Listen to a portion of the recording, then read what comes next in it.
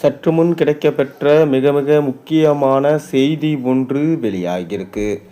ஸ்டாலினுக்கு வந்த அதிர்ச்சி செய்தி. எல்லாம் முடிந்தது. திமுகவில் சீனியர் வெர்சஸ் ஜூனியர் இடையே வெடித்த மோதல் அடுத்த தலைமுறையினருக்கு வழிவிட வேண்டியது தானே என்று சீனியர்களிடம் கேட்கும் உதய் மற்றும் ஜூனியர்ஸ். சட்டமன்ற தேர்தல் தோல்வியை விட உட்கட்சியில சீனியர் புள்ளிகளுக்கும் இளைஞரணி நிர்வாகிகளுக்கும் இடையே ஏற்பட்டிருக்கிற முட்டல் மோதல்கள் தான் திமுக தலைவர் மு.க. ஸ்டாலினுக்கு கடும் மன உளைச்சலை தந்திருக்கு. இது தொடர்பாக ஸ்டாலினுக்கும் உதயநிதிக்கும் சமீபத்தில் ஏற்பட்ட கடும் வார்த்தை போர் தான் அறிவாலயத்தை உழுக்கும் அரசியல் அப்டேட். இது குறித்து திமுக மூத்த நிர்வாகி ஒருவர் என்ன சொல்லியிருக்காருன்னா, ஆகஸ்ட் 4ஆம் தேதி நடந்த உதயநிதியின் கைது சம்பவம் திமுக வரலாற்றில் அழியாத இடத்தை பிடிச்சிருச்சு.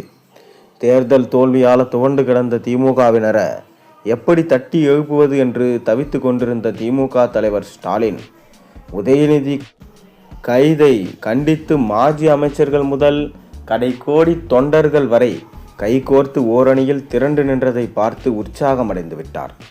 இந்த சம்பவத்திற்கு முன்பாக திமுகவை சீரமைப்பதற்காக அவர் எடுத்த முயற்சிகள் மிஞ்சிடும் வகையில் அன்றைய தினம் கட்சிக்குள்ள புது ரத்தம் பாய்ச்சப்பட்டதை போல் உடன்பிறப்புகள் சீறியதை அடுத்து உதயநிதியை முழு வீச்சில் முன்னிலைப்படுத்தும் முடிவுக்கு வந்துட்டாரு ஸ்டாலின். அது தொடர்பாக ஸ்டாலின் தன் குடும்ப உறுப்பினர்களிடம் 2ஆம் கட்ட தலைவர்களிடமும் சமீபத்தில் தீவிரமாக ஆலோசனை நடத்தியிருக்கிறார். அப்போது சட்டமன்றத்தில் தாவேகா அமைச்சர்களிடம் மாஜி அமைச்சர்கள் பம்புவதை தடுத்து நிறுத்த உதயநிதிக்கு செயல் தலைவர் பதவியை உடனடியாக வழங்க வேண்டியது அவசியம். அதேபோல மாநில மாவட்ட அளவிலும் இளைஞரணி நிர்வாகிகளுக்கு முக்கிய பொறுப்புகள் கொடுத்து இளம் தலைமுறையினருக்கான இயக்கம் திமுக என்பதை நிரூபிக்க வேண்டும் என்று வலியுறுத்தியிருக்கிறாங்க. ஆனால் அதற்கு அதிருப்தி தெரிவித்த மூத்த தலைவர்கள் திமுகவை பழிவாங்கும் நோக்கத்துடன் தாவேக அரசு பொய்யான குற்றச்சாட்டுகளை சுமத்தி ஊழல் வழக்குகளை பதிவு செய்து மாஜி அமைச்சர்களை கைது செய்ய திட்டமிட்டிருக்கு. ஆளும் கட்சியின் இந்த அடக்குமுறையை முறியடிக்க வேண்டும் என்றா நீண்ட அரசியல் அனுபவம் கொண்ட 2ஆம் கட்ட தலைவர்களால் தான முடியும். இப்படியான நேரத்தில் சீனியர்களின் செல்வாக்கை குறைத்துவிடக்கூடாது. மேலும் இதனால் தலைவர் ஸ்டாலின் செல்வாக்கும் குறைக்க வாய்ப்பு இருக்கு. இளைஞர் அணிக்கு முக்கியத்துவம் தர வேண்டும் என்ற நோக்கில் கடந்த சட்டமன்ற தேர்தலில் உதயநிதி தலைமைக்கு வலு சேர்ப்பதற்காக இளைஞர் அணி உட்பட நிர்வாகிகள் 16 பேர் போட்டியிடும் வாய்ப்பு வழங்கப்பட்டது. ஆனால் வேப்பஹள்ளி சீனிவாசன், வந்தவாசி அம்பேத்குமார், வானூர் கௌதமன், வால்பாறை சுதாகர் என 4 பேர் மட்டுமே அவர்களில் எம்எல்ஏவா வெற்றி பெற்றிருக்கிறாங்க. ஆனால் விஜய் அலை வீசிய போதும் சீனியர்களான 32 மாஜிகளில் 17 பேர் வெற்றி பெற்றிருக்கிறாங்க. சட்டமன்றத்திலும் தாவேக அமைச்சர்களின் மிரட்டல் பேச்சை எதிர்கொண்டு பதிலடி தருபவர்கள் பெரும்பாலும் மாஜி அமைச்சர்கள் தான். இளைஞர் அணியை சேர்ந்த எம்எல்ஏக்களுக்கு தைரியம் குறைவாகவே இருக்கு. அவர்களுக்கு சரியான வழிகாட்டுதலும் பயிற்சியும் கொடுத்து வளர்த்தெடுக்கும் பொறுப்புல உள்ள மாஜி அமைச்சர்களை கட்சி பதவியிலிருந்து ஓரம் கட்டினா அது திமுக எம்எல்ஏக்களிடையே குழப்பத்தை ஏற்படுத்தும். மேலும் நெருக்கடியான காலத்தில் துணிச்சலாக செயல்படுவதற்கு சீனியர்கள் மட்டுமே முடியும்.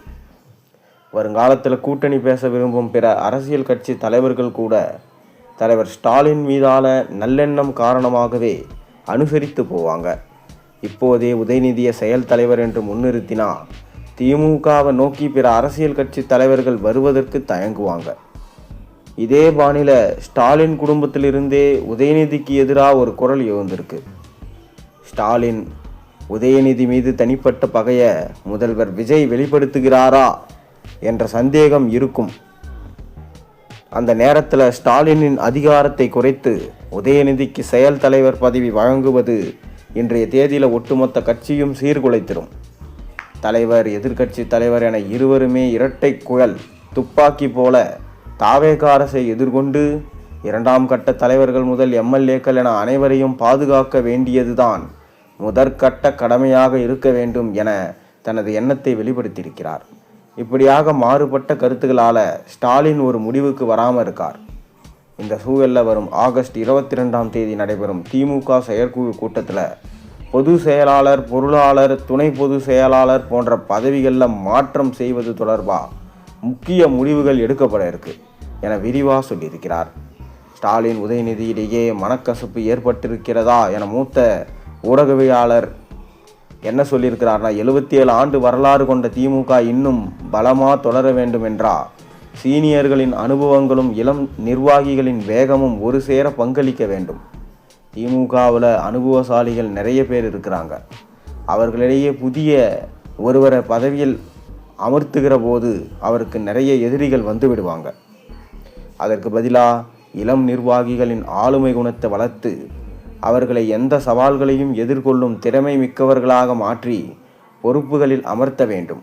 மாறாக பழம் தின்று கொட்டை போட்டவர்களையே தொடர்ந்து பதவிகளில் நீடிக்க விட்டால் அந்த கட்சியில் சேர்ந்தால் நமக்கு பதவி கிடைக்காது என இளம் தலைமுறையினர் வேறு கட்சிக்கு சென்று விடுவாங்க.